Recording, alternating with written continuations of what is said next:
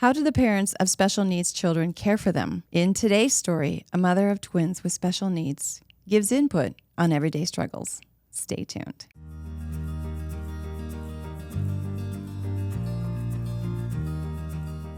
Welcome to Stories of Hope. I'm Christine Hotchkiss. Each week I bring you stories that inspire, educate, and give you hope. I want to thank my sponsor and podcast producer, the Motivated Mind Group.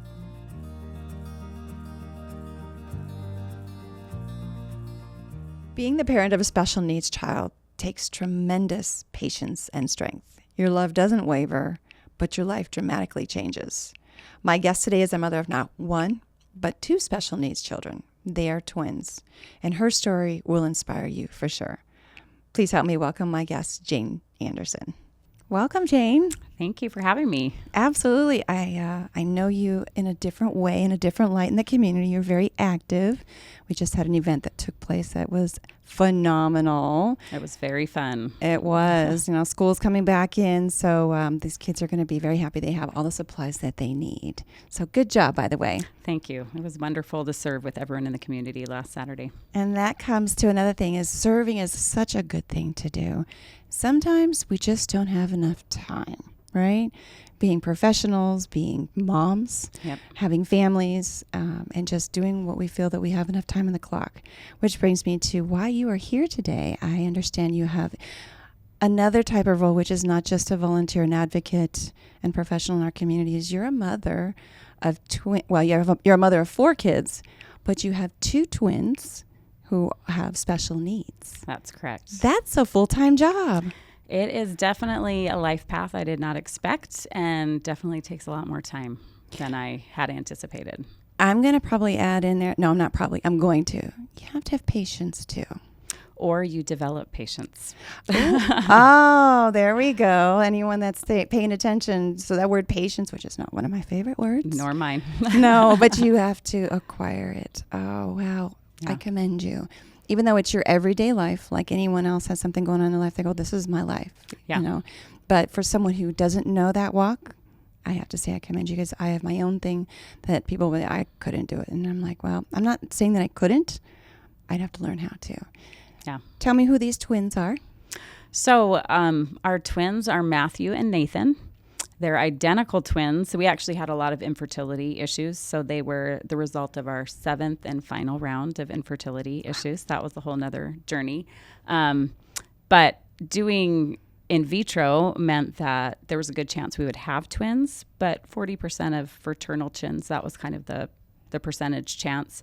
But these are identical twins. And people don't understand identical twins are actually a lot more risky than fraternal. And so if they're identical and they share a placenta, a small portion, maybe 10% of them, fall victim to what's called Twin Twin Transfusion. And this is a syndrome where one twin, they share bloodlines, and one twin gives all of his food to the other twin. So about half the time, baby A, who's the donor, dies in utero because they literally are starving themselves by giving their food to their twin. And if they survive, that smaller twin, they usually do better because they spend their life fighting, which is a really interesting analogy. Mm-hmm. The recipient twin who gets the food usually survives at a higher rate than the smaller one, but they typically have more disabilities upon birth. And that's exactly what happened with ours. I found out that I had identical twins early on. And then at about 18 weeks, there was a discordance in their fluid levels, and they were diagnosed with twin twin transfusion. So I went on immediate flat bed rest, and I kind of went in every week, a couple times a week, just to see if they were alive, really, because it's a very deadly disease for that smaller one. We made it through a lot of bed rest, a lot of testing, a lot of extra medication to grow their lungs, and at 31 weeks, they were born through an emergency C-section because my bigger twin was going into heart failure, which often happens. Okay, so now I have to stop you there because I know there's a lot more you could share. What risk is it for you? There was a lot of physical risk for me, but there was a lot of emotional problems that I had to work to. You know, we had fought so hard to get these twins, and the thought that I would lose one or both of them was very, very challenging. I also had a 3.5-year-old at that time. So being on bed rest for over 2 months was challenging. So the emotional, so you already knew what the risk was for the babies. You just described the twin transfusion. Yeah. That would take a toll on me too, knowing I went through all this to have babies, then to find out that there's another risk involved too. Yeah, it was very challenging every week to go in and just to see if they were alive. And then when they were born at 31 weeks, it seemed pretty unremarkable. They went on oxygen for a day, but they were growing and they seemed to be doing well. My donor twin weighed in at 2 pounds, 12 ounces. Tiny. Nathan. Tiny. And then the other one was 4'8". So they were quite differently sized when they were born, but they seemed to be doing great. With the exception of my smaller one got RSV in the NICU. He almost died in the NICU. That's a whole another story. You're making my heart break. I know that they're 17 now. Yes. They went through a lot just to get where they're at today. They did. And their NICU stays were fairly unremarkable outside of the RSV. But when my bigger one, Matthew, went to go home, they did a scan of his brain, and then unfortunately they discharged him. And once they discharged him, because it was RSV season, they couldn't bring us back in for any testing. So they gave us the results after he was technically discharged. And they came back and said, your son most likely has periventricular leukomalacia, which was this long word that I didn't know anything about. And a nurse came and pulled me aside and basically said, if that is the case, he has significant brain loss. Really? And they said, we can't confirm it with the CT scan. We need to do an MRI. But because we discharged him, you need to take him home and take care of him. And when RSV season is done, bring him back in, and then we'll be able to do the scan and figure out. So they basically said, take him home, take care of him, watch him, wonder, and come back in about a month and a half, and then we'll be able to help you to know if that's the case. How unsettling is that? You can't come back. We don't know how long the season, we think of the 4 seasons of but we don't think of seasons of time frame of health. Yeah. Oh no. So I literally would just pick him up and just stare at him and think, are you going to be okay? Oh my gosh. And I just had to sit and wait. And we sure enough brought him back in, did the MRI, and his brain just, instead of appearing like a round, white matter, there was just large spaces of black, which means that his brain bilaterally and diffusely had died. So, wow. I had to process that one for a second, because when you think of a child that should be able to be here with all the functions, he comes into the world or she comes into the world with partial functions. So there are disabilities. That's what we're talking about. What are the disabilities with both of them? Because I know that they both have disabilities. What are they? So Nathan, who was the smaller one at first, who typically they do better, we noticed challenges early on. He had some abnormalities in the frontal lobe of his brain, but serial scans showed that it wasn't progressive. And so we knew he might have issues with impulse control, maybe some other things. But as time went on, we started to suspect autism.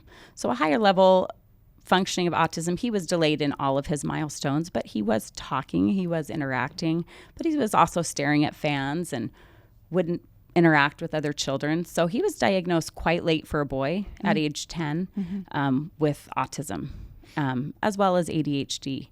And he has come a long way. He just got his driver's license after working on it for a couple years. We're still working on independent driving, but he passed the test. Good. He does a mix of resource and regular classes, and we anticipate he'll go off to college. And but he definitely struggles with friends and social cues and other things, but he's really, really come a long way.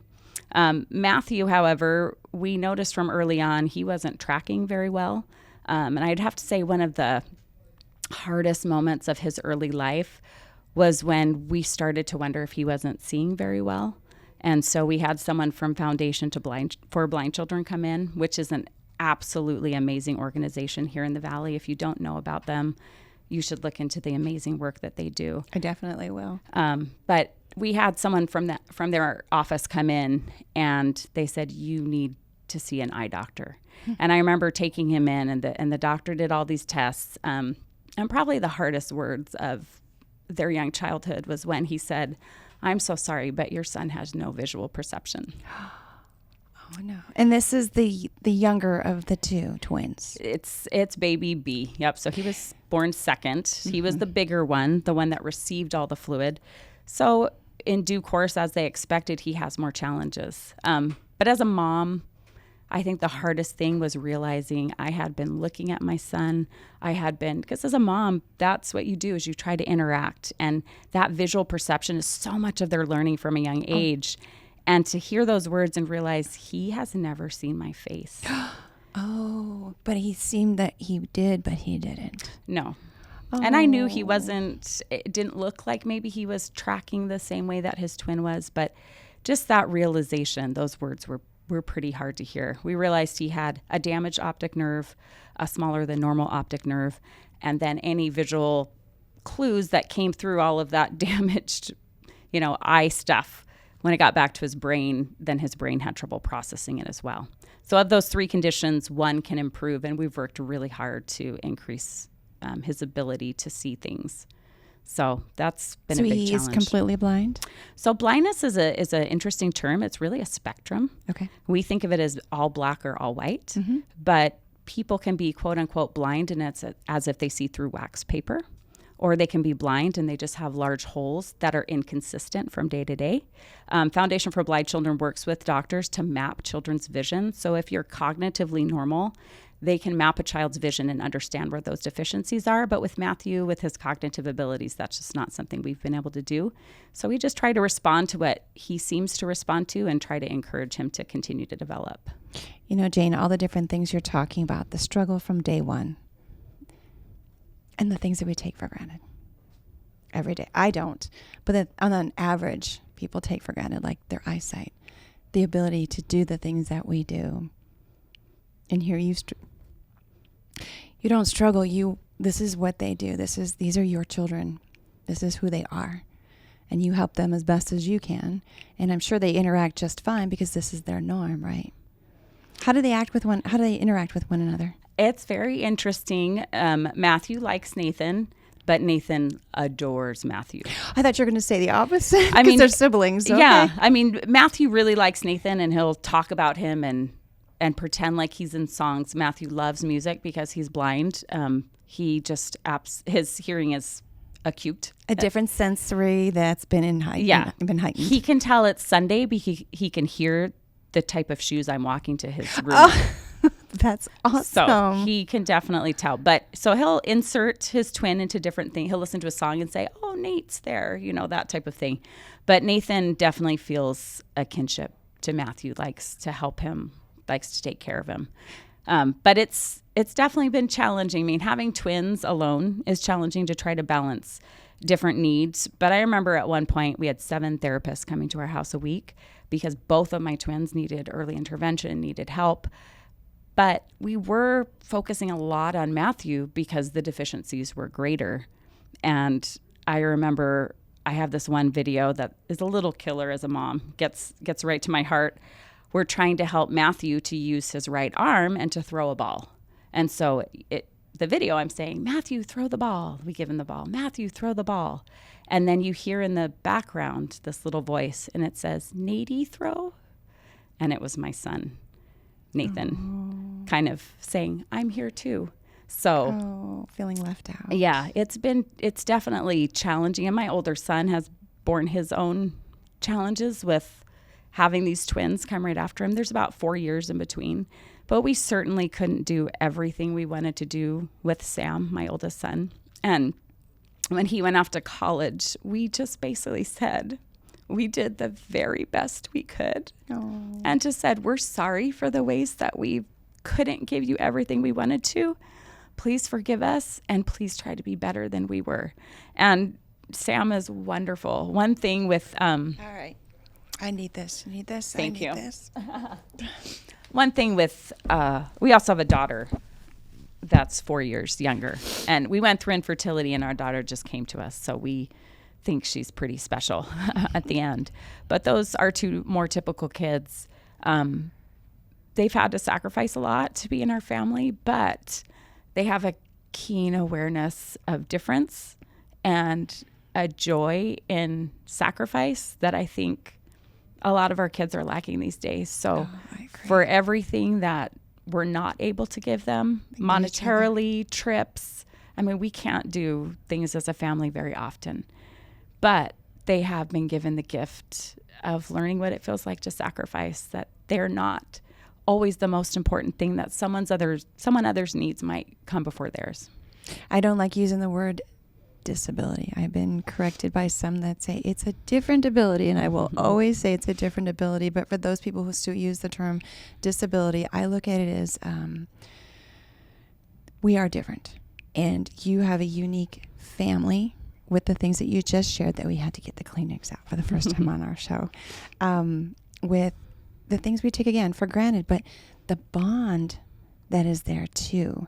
And I am certain that your oldest son and your daughter will, when they go their own ways, because I don't believe that your other two will be able to go anywhere. They'll always be dependent upon you and your husband, but they will go out into the world having appreciation, knowing what the family dynamics are, and respect other people that have a different ability. Yeah, it definitely gives them a different skill set, and it's a skill set that's a little bit harder to teach and a little harder to settle deep into your heart. So with that being said, how do you as a parent, and your husband, since he's not here to answer this question, how is it that you guys have adapted to it? I mean, there's a lot of things that are being put on you. As we mentioned earlier, you can do stuff in the community, but your time is still limited. It is. It's definitely been a change. So for those that know me, type A is pretty much the best description of who I am. I've always been very, very intent on what I would like to do. I laugh, and my kids especially laugh. In high school, I was voted most likely to be famous. So I said, look at me now. Look at how famous I am.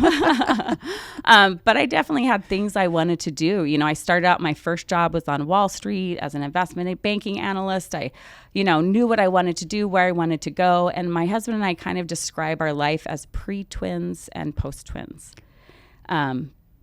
He also, was very intent on having a successful career. He went to Harvard Business School. We were, we had a path we were on, and then we had our twins. And we really had to shift what our priorities are. And we had to shift what our family relationships look like. Our family is very divided a lot of the time. Either he will go do things with kids or I will go do things with kids. We've had to negotiate certain things our family just won't be able to do. And we try to make best do with what we have. Isn't it funny how we all have this thought? We have this path and this vision of what we're going to do. And then all of a sudden, nope, we're changing it on you. Yeah. And it's very ironic because there's so much I want to do.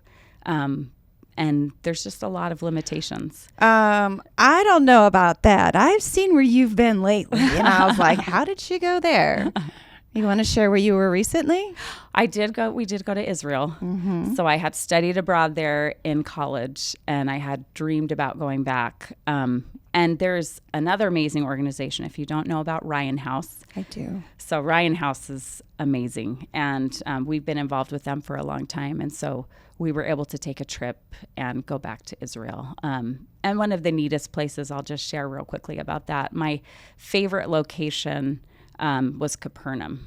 And there's a lot of places we don't know what actually happened in different locations in the Holy Land, but Capernaum is pretty set. They believe they know the location of Peter's home. And there's a story in the Bible where 4 friends bring a man who's disabled, and they lower him into Peter's home to be healed by Christ. And as a 20-year-old who was so confident I knew exactly what life was going to look like, that was my favorite spot. Wow. And I, in a way, emotionally hobbled back into Capernaum when I returned this time.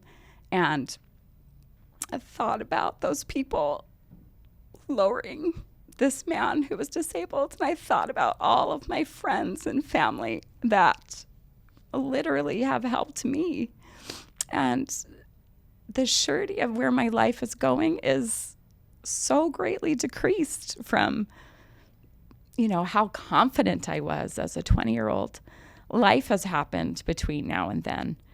And can I say something? Yeah. You went there with the 20-year-old mindset and vision, but you still got to go there. There was just a different appreciation. This is just my view of this. Yeah. There was a different appreciation to something. You went as the vision of a 20-year-old because now your life was that person that was putting a sacrifice of a disability, not one, but two. And look what you've done. You still got to go somewhere. Yeah, it was great. My husband and I sat on the, right there at the Sea of Galilee, put our feet in the sea and just said, we're doing it. I know I stalked you on Facebook. If I couldn't go or don't know that I'll ever go, I at least had lived vicariously through you. Yeah, it was a once in a lifetime. Ryan House is specifically for kids 18 and under, and Matthew will turn 18 in January. Oh, wow. So this was our last hurrah, but we've been grateful to be able to travel. But think about how many other people will never get that opportunity because either they can't or they just don't think they ever that they'll be able to fulfill a dream that they had. So yeah, I never take anything for granted. Yeah. And I commend you for saying I can still go do this even though this is happening. As you already mentioned, life happens. It does. And when we were on that trip, Matthew got sick and had to be picked up by my two sons vomiting in the back of the car. So hey, my kids came through when we were still over there. It's an experience of a lifetime they will never forget. They will not. Sick or not. The whole entire thing was an adventure. Yep. So that brings me a little bit further back then. How is it going to be moving forward as they get older? Because as we get older, there's a day that we're all going to pass away. And how are the kids going to continue to do what they're doing? They're only 17. Yep. I don't know if college is an option for both of them, community college, or where their life goes from here. I don't know that part. Can you help us understand? Yeah. So Nathan is planning on going to Chandler Gilbert, I think, and I'm good friends with Greg Peterson, and he does amazing things over there. So I think that will be a great fit for him. He'll probably, oftentimes in our faith, our young men and young women go on 1.5 or 2-year missions. Oh, wow. At the age of 18 or 19. Mm-hmm. Typically, they receive an assignment to go proselyte somewhere in the world. But we also have another mission, a type of mission called a service mission. And those are for people who may have emotional or physical disabilities, and they stay at home and they basically serve in the community. They'll go work for free at local nonprofits and serve for about 1.5 or 2 years. So we anticipate Nathan will probably do a service mission, which I love because I know so many amazing organizations here in the Valley. And if you go in there, most of them have service missionaries. So that's probably his path for the next few years. I'm not sure what it looks like beyond that, but hey, we'll take a year or two horizon.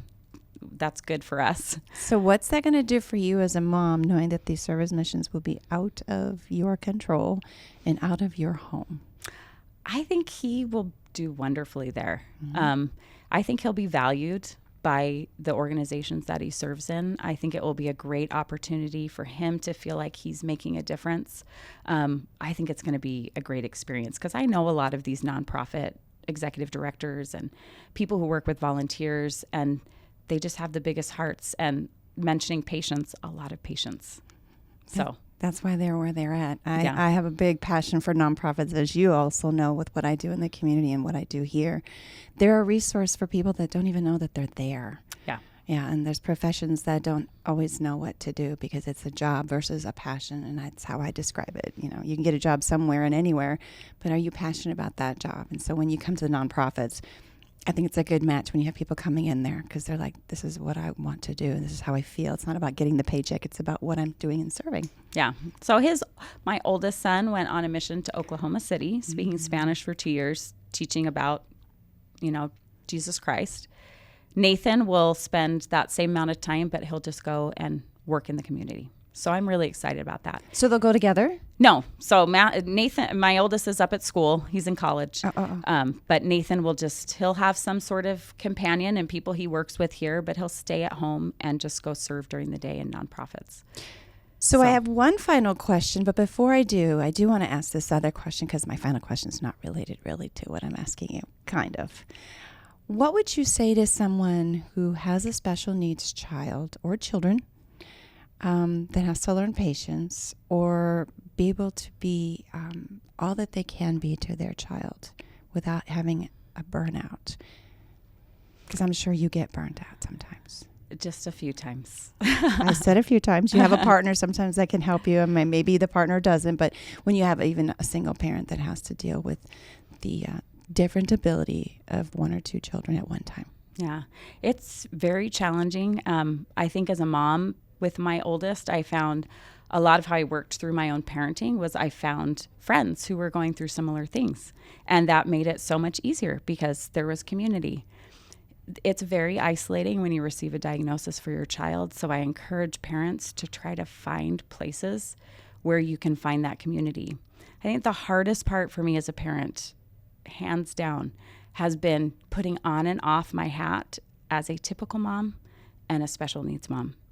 Sometimes being in those typical spaces and hearing about people's typical problems feels very hard and heavy when you know what's awaiting you at home is so different. Mm-hmm. You feel yourself pulling back from those typical friends, even though you once related to what they were talking about. It does feel very isolating.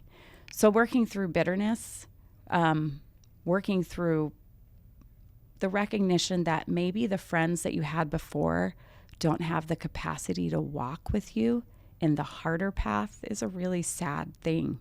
I've had friends who it was too much for them. I'm sure you can relate.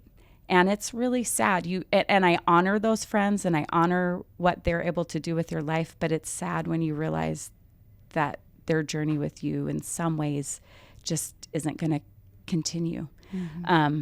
And so I've tried to find friends where I can be real about this is really hard for me. And my group of friends is smaller than I anticipated it would be. But I know that those friends can stay with me. So I would encourage those moms and dads to find people that can walk with you.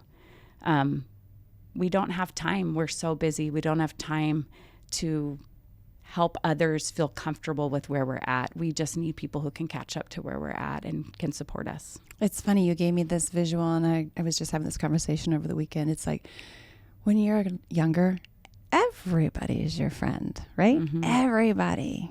And then as you get older, and as you had already mentioned, life happens. And then now you broke it down even more of having something that not everyone can relate to. And all of a sudden the circle gets smaller. The friends there's fewer. And that's when you have to rely on community, which then I think it can grow there too. But even then, it's a challenge, no pun intended on the disability and challenges, but it becomes a challenge because then there's different areas of disabilities and how do you connect with those people? Yeah. Mm-hmm. And I just had to give myself a lot of grace. I made a lot of mistakes. And I just have to say I did the best I could with what I knew at the time. I think that's all we can do. Doesn't matter where you are walking in your life. That's all we can do. Yeah. So thank you for sharing that. Now I do have one final question. Yeah. If I only had one question to ask to think I knew about somebody, it would be this. What message would you like to leave everyone based on your journey of your life? Now, if I would have had this ahead of time, my answer would have been so articulate. That's why it's off the cuff. Well, let me think about that. Can you repeat the question? Mm-hmm. Based on your journey of your life, what message would you like to leave everyone? I would say sometimes the hardest things become the greatest blessings. My favorite scripture is in Isaiah 61:3, where it says, God can give you beauty for ashes. And as hard and as difficult and as challenging as the road that I feel like my family has walked, it has made me more perceptive to pain and suffering of those on the margins. And I would never want to be without that vision.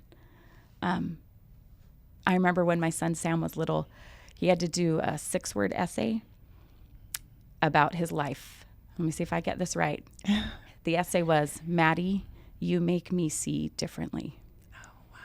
And the fact that Matthew is blind and he gives us this vision for our life, it's really beautiful. It's not easy, but it's beautiful. You hit me in my heart. You hit me in my feelers, because I can relate to a journey that's similar. And it's the things that we take for granted, and someone else will show you, if you could only see or not see how I see you or see the world. That's beautiful. Thank you. Well, thank you for letting me share a little bit. You are amazing. And I appreciate all that you do in our community as well. Thank you so much. And thank you for sharing your family with us on social media, because we all watch people on social media. Living vicariously, I'm going to say. Yeah. What everyone else has for ulterior motives, that's on them. Thank you for being my guest. Thank you so much. This inspiring story was brought to you by MMG, your global creative agency based right here in downtown Chandler.